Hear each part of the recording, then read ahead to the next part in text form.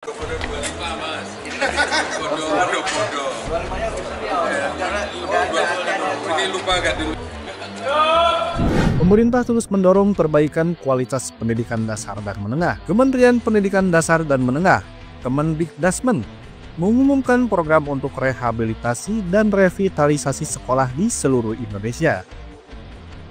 Hal itu Menteri Pendidikan Dasar dan Menengah Abdul Muti sampaikan saat memberikan materi kepada para kepala daerah peserta retret gelombang 2 di IPDN Jatinangor, Kabupaten Sumedang, Jawa Barat pada Rabu 25 Juni 2025.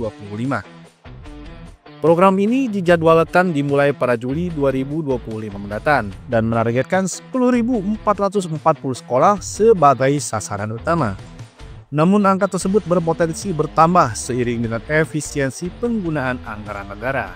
menyampaikan program terkait dengan rehabilitasi dan revitalisasi sekolah di seluruh Indonesia yang nanti bulan Juli ini mulai kita laksanakan untuk 10.440 sekolah dan bahkan mungkin bisa bertambah jumlahnya karena ada efisiensi dari sisi penggunaan anggarannya. Kami sempat laporkan kepada Bapak Presiden mungkin jumlahnya bisa lebih dari 11.000 pada tahun ini. Selain rehabilitasi dan revitalisasi fisik, Kemendikdasmen juga menyiapkan langkah strategis dalam digitalisasi pembelajaran melalui pengadaan smart room di sekolah-sekolah. Proyek ini akan dilakukan secara bertahap, cakup penyediaan perangkat seperti smart TV dan pengembangan kapasitas guru. Kemudian yang kedua adalah mulai kita usahakan untuk dapat membangun sarana prasarana digitalisasi pendidikan yang nanti mulai secara bertahap juga kami akan memberikan bantuan untuk penyelenggaraan smart classroom dan berbagai persiapannya termasuk nanti penyiapan materi dan juga pelatihan gurunya. Tapi memang ini semuanya bertahap. Kami rencanakan dalam masa sekitar 3 atau 4 tahun semuanya dapat dipenuhi dengan 300.000 unit smart TV untuk mendukung pembelajaran di sekolah-sekolah itu. Yang lainnya kami sampaikan menyangkut beberapa kebijakan terkait dengan guru, kebijakan yang terkait dengan penguatan pendidikan karakter melalui Tujuh Kebiasaan Indonesia, program Pagi Ceria, dan juga program bimbingan konseling untuk pelatihan para guru. Tak hanya infrastruktur, penguatan pendidikan karakter dan layanan bimbingan konseling juga menjadi fokus utama kementerian.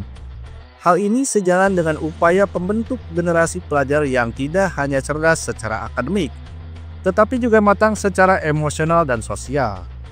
Dalam kesempatan itu, Abdul Muti mengajak seluruh kepala daerah untuk mendukung penuh program prioritas ini sebagai bagian dari Quick Wins Presiden Prabowo Subianto.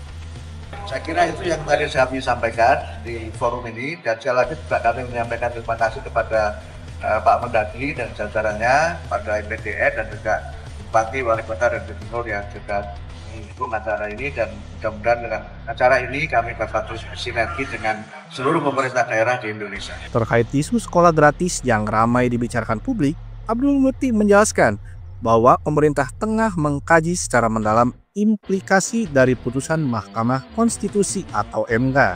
Sekolah gratis itu kan sebenarnya bahasa media kan. Kalau bahasa keputusan MK itu bunyinya tidak sekolah gratis, nanti dicek lagi keputusan MK-nya ya. Tapi kami menyampaikan begini, terkait dengan keputusan MK itu sudah ada pembicaraan singkat dengan Kementerian Dalam Negeri, juga dengan Kementerian Keuangan dan juga dengan Sekretaris Negara untuk bagaimana konsekuensi dari keputusan MK itu, dan keputusan di rapat terakhir nanti akan kita bahas secara khusus untuk merespon dan memberikan langkah-langkah yang sesuai dengan keputusan MK itu. Tentu dengan pemahaman yang benar ya, karena di keputusan MK nggak ada kata-kata gratis, cek lagi. Aang Harapan Rakyat, Sumedang.